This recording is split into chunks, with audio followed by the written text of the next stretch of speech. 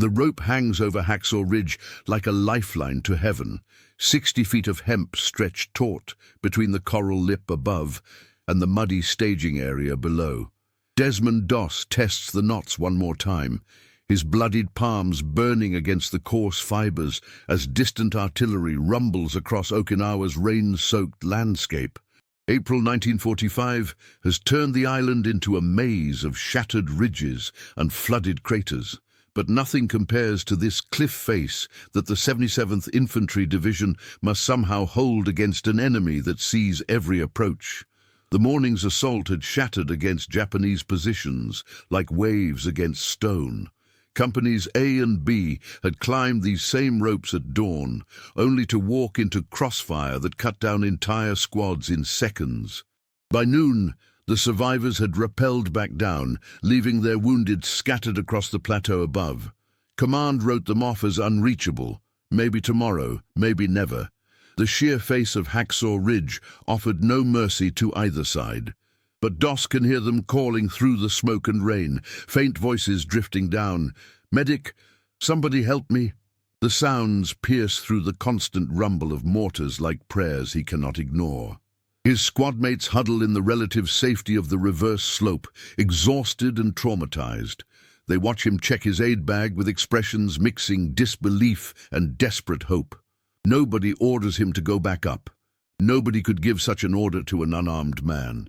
Sergeant Martinez retrieves the captured StG-44 from where it lies forgotten in the mud, its German manufacture a prize from yesterday's fighting against Japanese positions. "Take it, Doss. Just this once." The weapon feels impossibly heavy as Martinez presses it against his chest. "You can't help them with bandages alone. The Japs will cut you down before you reach the first casualty." The rifle's cold metal seems to burn through Doss's palms, but he lets it fall back into the mud with a distinctive clatter lost beneath the screams echoing from above. Instead, he reaches for his medical bag and checks the rope one final time.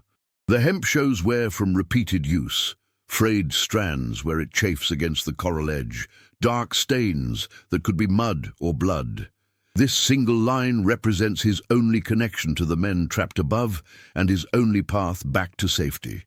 If it fails, if the Japanese cut it or artillery severs the anchor points, he'll be stranded on the killing field with nothing but his faith and a handful of bandages.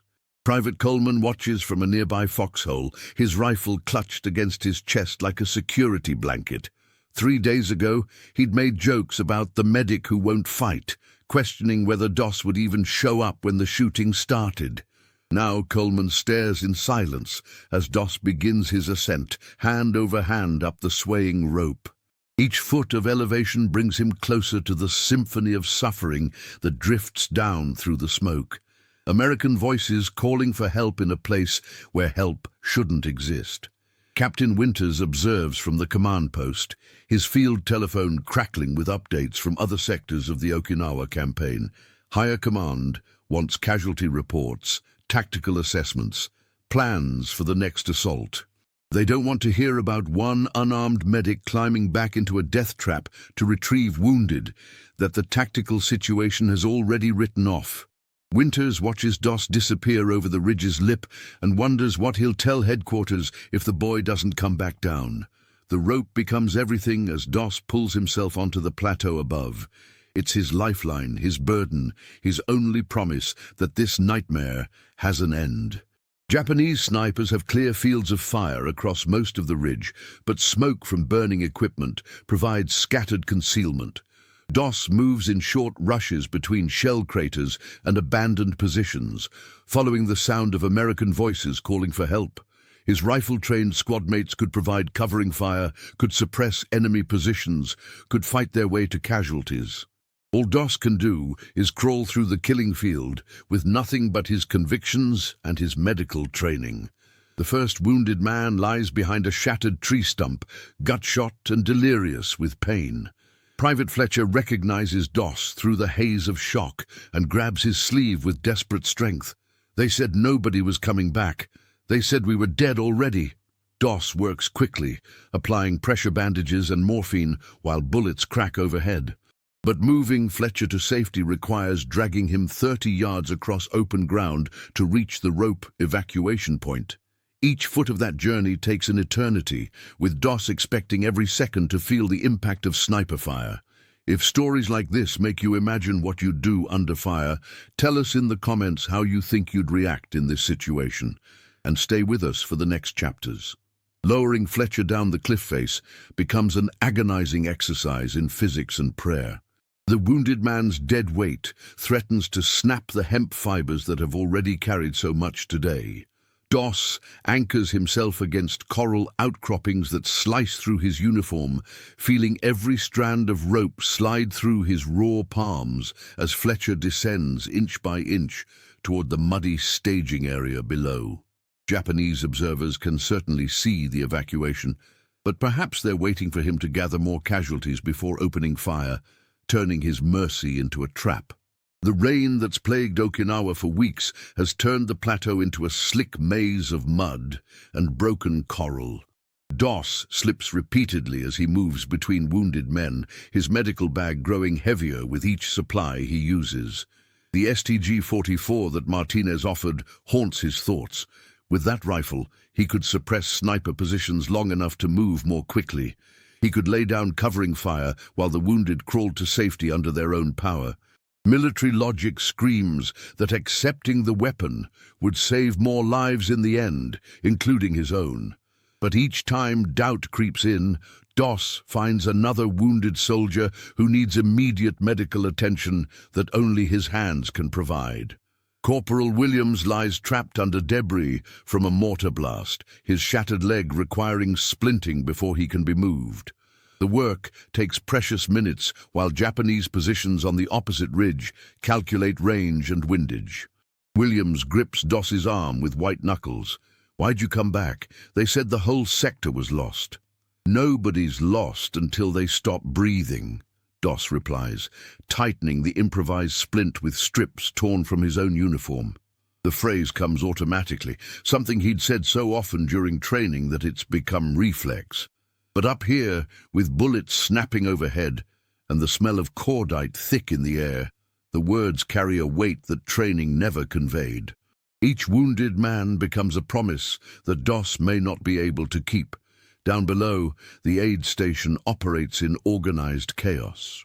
Dr. Reynolds catches the stretchers as they reach the bottom, his hands moving with practiced efficiency through triage decisions that will haunt him later. Plasma, morphine, pressure bandages, supplies that were adequate for normal casualties, now stretch dangerously thin as Doss continues sending men down from above. Reynolds finds himself rationing morphine, deciding who gets immediate evacuation and who must wait for the next ambulance run through Okinawa's muddy supply routes. The rope shows increasing wear with each evacuation.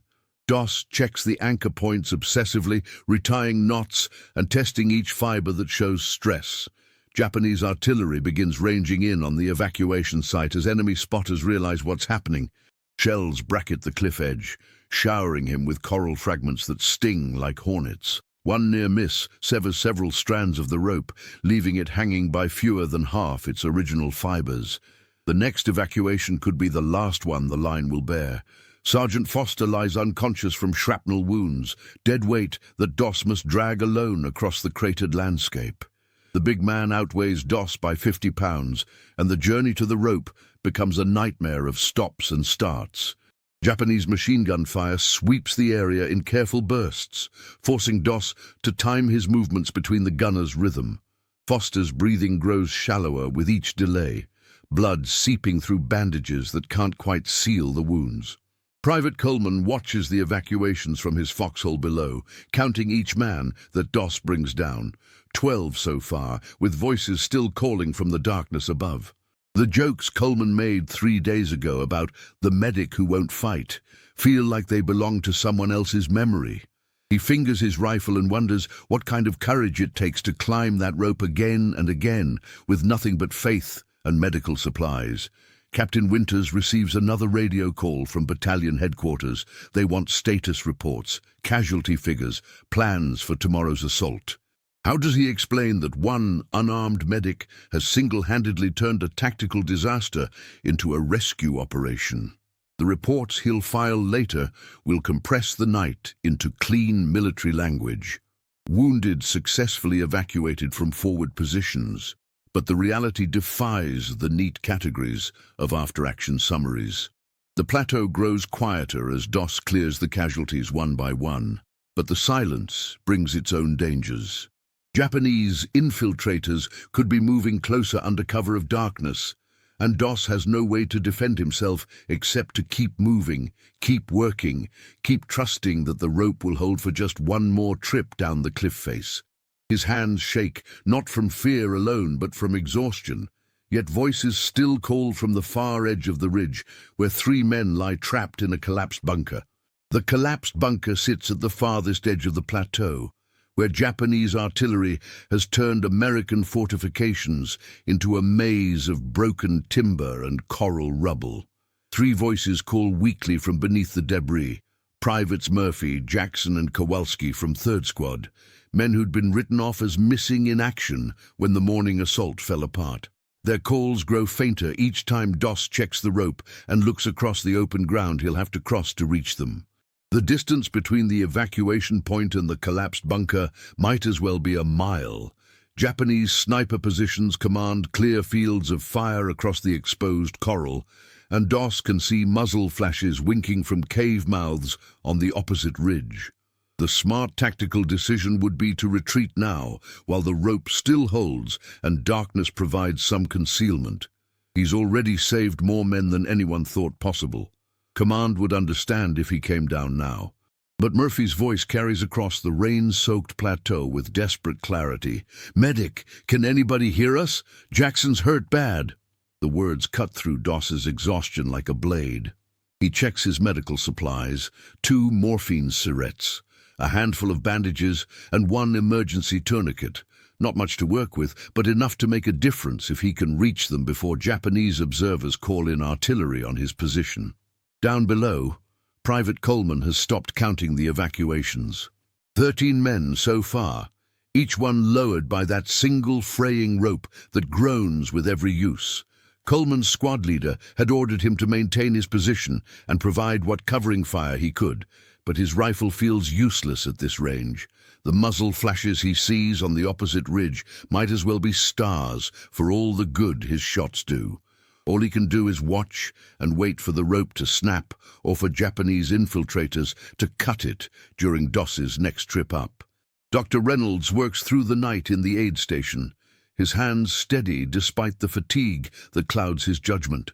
Plasma bottles pile up like empty promises beside stretchers that keep arriving from above. Each wounded man tells the same story. The morning assault had been a slaughter, Japanese positions perfectly sighted to cut down anything that moved across the plateau. By all rights, these casualties should still be corpses on the ridge. Instead, they lie on his treatment tables because one unarmed medic refused to accept the tactical situation as final. The rope stretches and creaks as Doss begins what he knows could be his final ascent. The hemp fibers show dangerous wear where they rub against the coral edge, and Japanese artillery has been walking closer to the anchor points with each barrage. One direct hit could sever his lifeline entirely, stranding him on the plateau with 3 wounded men and no way back to safety. Faith had carried him this far, but even faith has to contend with the laws of physics and the reality of enemy fire. Captain Winters faces a decision that no manual prepared him for. Radio chatter from other sectors of the Okinawa campaign reports successful withdrawals, consolidated positions, plans for tomorrow's renewed assault. His sector shows on the maps as casualties evacuated, positions abandoned. A clean military summary that ignores the reality of one man still moving in the darkness above. Should he order Doss down now, while evacuation remains possible, or trust that same stubborn conviction that's already accomplished the impossible 13 times? Japanese voices echo from cave positions across the ridge, coordinating fields of fire and calling in coordinates for mortar strikes. They've watched the evacuations with professional interest, perhaps admiring the tactical audacity of using a single rope to deny them their victory. But admiration doesn't stop bullets, and Doss knows that enemy patience has limits. The next trip across that exposed ground could trigger the concentrated fire that ends everything. The collapsed bunker reveals its secrets as Doss crawls through the rubble. Murphy and Kowalski can walk with support. Cuts and bruises, minor shrapnel wounds that look worse than they are. But Jackson lies trapped under a beam that crushed his left side, conscious but fading fast from internal injuries that Doss's medical kit can't address. Moving him requires improvising a stretcher from rifle stocks and ponchos, then dragging the contraption 30 yards across open ground while Japanese snipers adjust their aim. The work takes longer than Doss expected, precious minutes, while enemy artillery finds its range. Shells bracket the bunker with increasing accuracy, each explosion showering them with coral fragments, and the promise of the direct hit that will make evacuation irrelevant. Jackson grips Doss's hand with surprising strength. "Leave me," he whispers. "Get the others out while you can." The words hang in the air like a challenge to everything Doss believes about leaving no man behind. Would you follow the orders exactly, or trust what your own eyes and instincts tell you in a moment like this? Comment which path you'd take, and share this episode with someone who loves real human stories from history. The stretcher constructed from rifle stocks and ponchos feels impossibly fragile as Doss tests the knots that hold it together. Jackson lies semi-conscious on the improvised litter, his breathing shallow and irregular from internal injuries that no field medic can properly address. Murphy and Kowalski crouch beside the collapsed bunker, their wounds minor compared to Jackson's, but their eyes wide with the understanding that reaching the evacuation rope means crossing 30 yards of open ground under Japanese observation. Doss makes the calculation that every combat medic learns to hate: who moves first, who provides distraction, who carries the greater risk of drawing enemy fire. The stretcher requires 2 bearers, but with Jackson's dead weight and the uneven terrain, 3 men would be safer. That leaves 1 person exposed, moving separately across ground that Japanese snipers have been watching for hours. The choice makes itself. Doss will carry one end of the stretcher, while Murphy and Kowalski alternate between the other end and moving independently as decoys. The first rush covers 10 yards before Japanese machine guns open up from the opposite ridge. Tracers snap overhead like angry hornets as the 3 men drag Jackson's stretcher toward a shell crater that offers temporary concealment. Doss feels the familiar sensation of time slowing under fire. Each step becomes a deliberate decision, each breath a conscious choice. The rope hangs 20 yards ahead, frayed and dark against the coral lip, but it might as well be on another planet for all the good it does them now. Japanese artillery begins walking toward their position with methodical precision. The enemy has had hours to plot coordinates on every piece of cover across the plateau, and the gunners adjust their fire with the patient skill of professionals.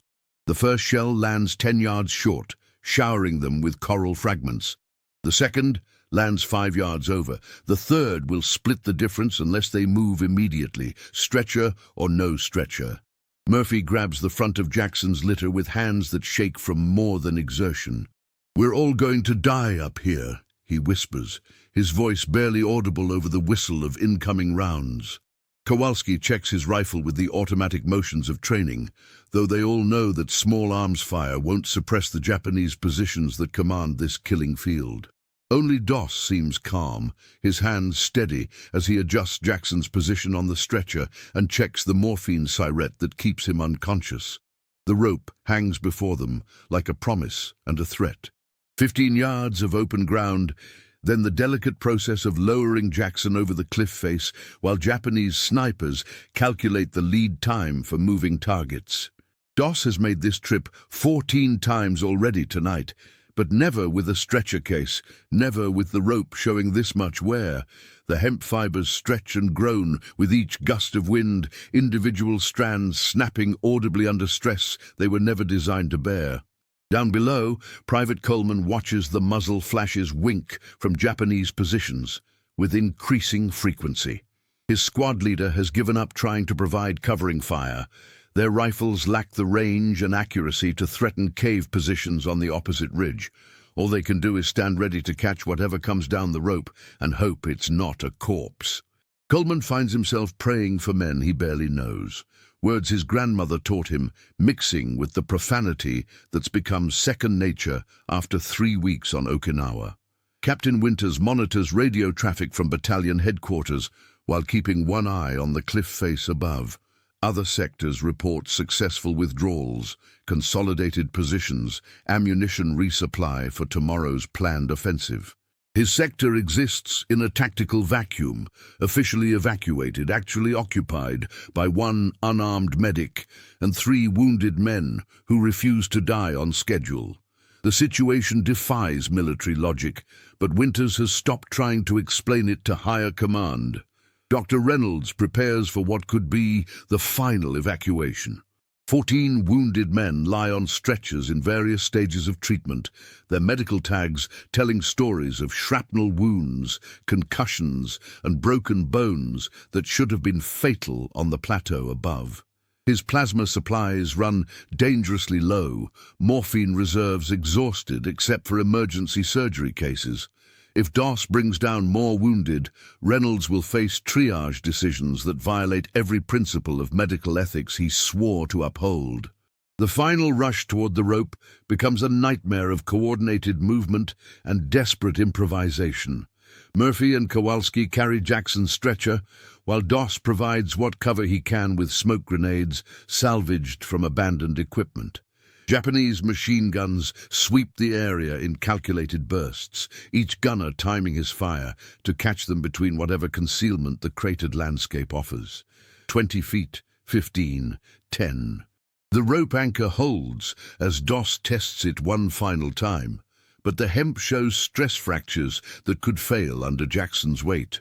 Lowering an unconscious man requires a different technique than the earlier evacuations.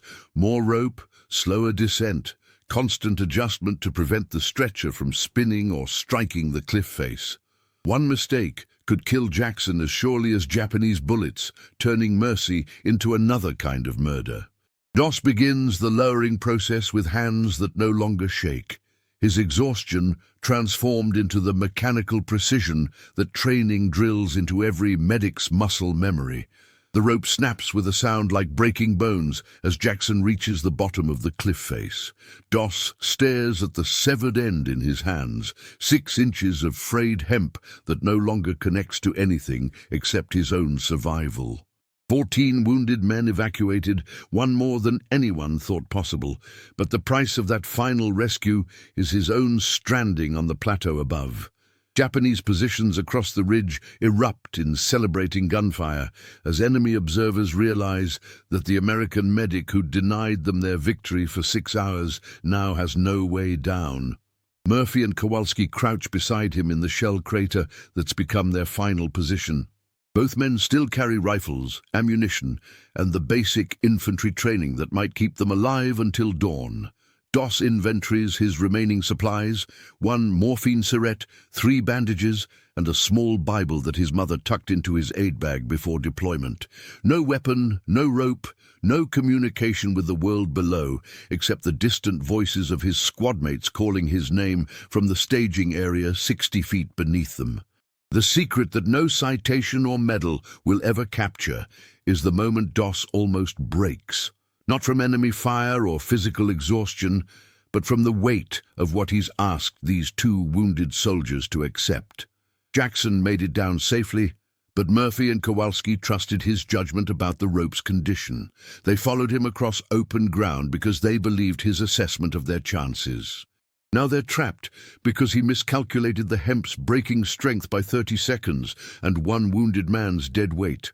Japanese voices echo from cave positions as enemy soldiers coordinate their final assault. They've watched the evacuations with professional respect, but dawn approaches and tactical necessity demands clearing the plateau of American survivors. Doss can see muzzle flashes positioning for crossfire that will sweep their crater in minutes. He pulls out the small Bible and reads silently by the light of distant flares, not for divine intervention, but for the strength to tell Murphy and Kowalski that he's led them into a trap with no exit. The prayer he whispers has nothing to do with the heroic legend that newspapers will later construct. He doesn't ask for miraculous rescue or supernatural protection. Instead, he prays for the courage to keep Murphy and Kowalski calm during what could be their final minutes, and for forgiveness for the tactical mistake that stranded them here.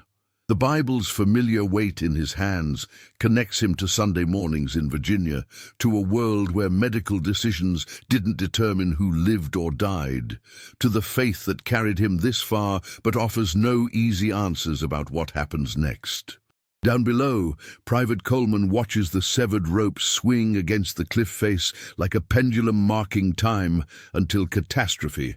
His squad leader has already radioed for artillery support, but friendly fire missions take time to coordinate, and Japanese positions are too close to American survivors for safety. Coleman chambers around and checks his sights, knowing that his rifle's effective range falls short of the cave mouths where enemy muzzle flashes wink like deadly stars. Captain Winters faces the radio call he's dreaded all night. Battalion headquarters wants casualty reports, tactical assessments, and confirmation that his sector has been successfully evacuated. How does he explain that 15 men are alive? Because one unarmed medic refused to accept orders, but that same stubbornness has now trapped 3 soldiers in a position that artillery can't reach and infantry can't relieve. The after-action report will struggle to categorize a tactical situation that defies standard military logic. Dr. Reynolds counts the wounded men on his treatment tables and performs arithmetic that shames him. 14 evacuations from an impossible position. Medical cases that should have died hours ago, now stable enough for transport to rear-area hospitals. Professional ethics demand gratitude for lives saved, but human calculation wonders if losing Doss and 2 more wounded justifies the night's work. Medicine teaches him to save who he can. War forces him to weigh individual lives against tactical reality. Murphy breaks the silence first. "Medic, what's our play?" His voice carries the steady calm of a soldier who's accepted whatever comes next, but still trusts his leader's judgment.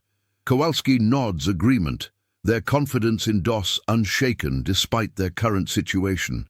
Both men have seen him work for 6 hours without rest, moving through enemy fire with nothing but medical supplies and stubborn determination. If he has a plan, they'll follow it. If he doesn't, they'll improvise something together.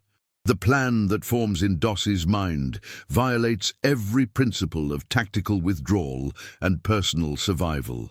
Japanese assault troops will sweep the plateau at dawn, clearing remaining American positions with rifle fire and grenades. But the enemy advance will follow predictable routes, avoiding their own pre-sighted artillery targets, using established trails between cave positions. 3 men with limited ammunition can't stop that assault, but they might delay it long enough for Murphy and Kowalski to reach alternative cover, while Doss creates a distraction that draws enemy fire. The weight of command settles on shoulders that were never meant to carry it. Doss trained as a medic, sworn to preserve life and provide aid to wounded soldiers regardless of tactical situation. Now he finds himself planning a delaying action that could get all 3 of them killed, making military decisions that commissioned officers spend years learning to handle. The small Bible offers no guidance about combat leadership, only the faith that brought him this far and the conviction that some responsibilities can't be abandoned even when they seem hopeless. Dawn breaks over Hacksaw Ridge with the grey light that reveals too much truth. Japanese assault troops move across the plateau in coordinated rushes, clearing American positions with the methodical efficiency of professionals who've performed this task many times before. Doss watches them approach through gaps in the coral rubble, counting rifle barrels and estimating the time Murphy and Kowalski need to reach the collapsed bunker that might offer better cover than their current crater.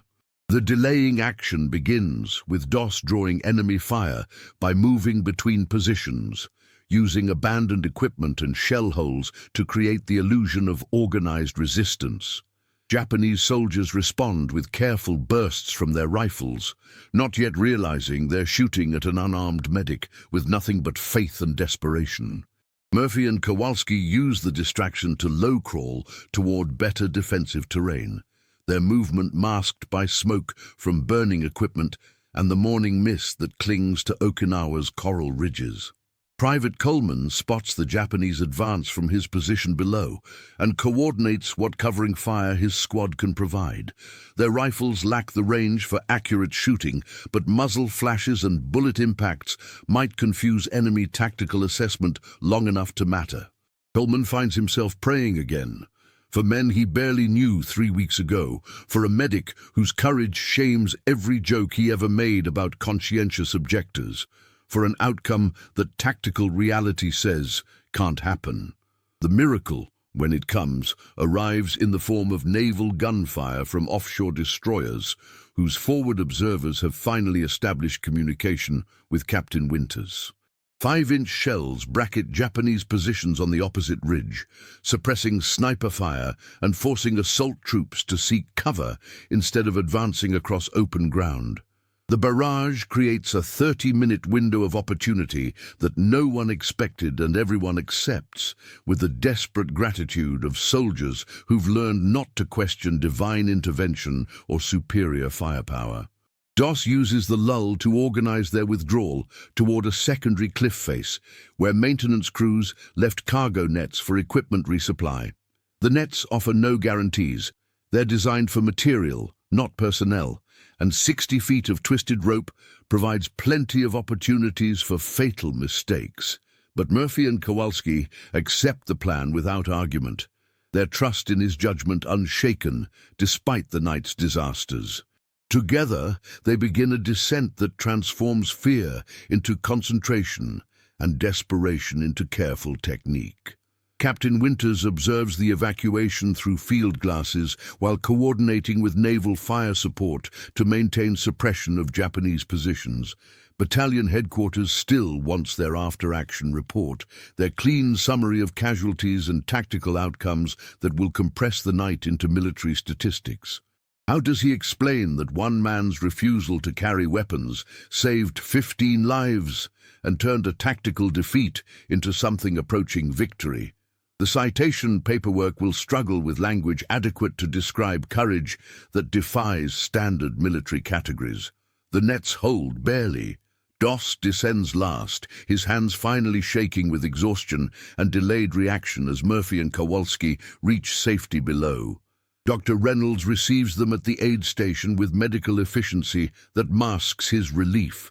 17 men alive who should be corpses, including a medic whose survival defies every tactical assessment of enemy capabilities and American resources. The mathematical improbability of their return will haunt his dreams for decades, mixing gratitude with professional amazement at outcomes that medical training never predicted. 23 years later, Doss sits in a Virginia church where Sunday morning light filters through stained glass windows that cast colored shadows across hymn books and folded hands. The smell of wet rope still triggers memories of that night on Hacksaw Ridge.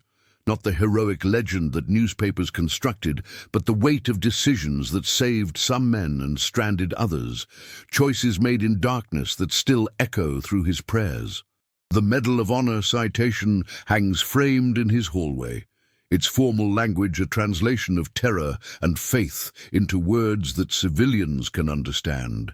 Private Coleman, now a grandfather teaching his son to fish in a Pennsylvania stream, pauses when rain begins falling through the forest canopy. The sound of water on leaves brings back the weight of his rifle on that night, the useless feeling of watching courage that he couldn't match or assist. He never mentions the jokes he made about conscientious objectors, but sometimes tells his grandchildren stories about a medic who climbed a rope 15 times to bring wounded soldiers home, leaving out the details that still wake him some nights when storms rattle his bedroom windows. Dr. Reynolds, retired from a lifetime of emergency medicine, keeps a small piece of hemp rope on his desk, a reminder of the night when military impossibility yielded to stubborn faith and careful knots. His medical students assume it's some kind of nautical decoration, but colleagues who served in military hospitals recognize the frayed texture of field improvised equipment that held under stresses it was never designed to bear.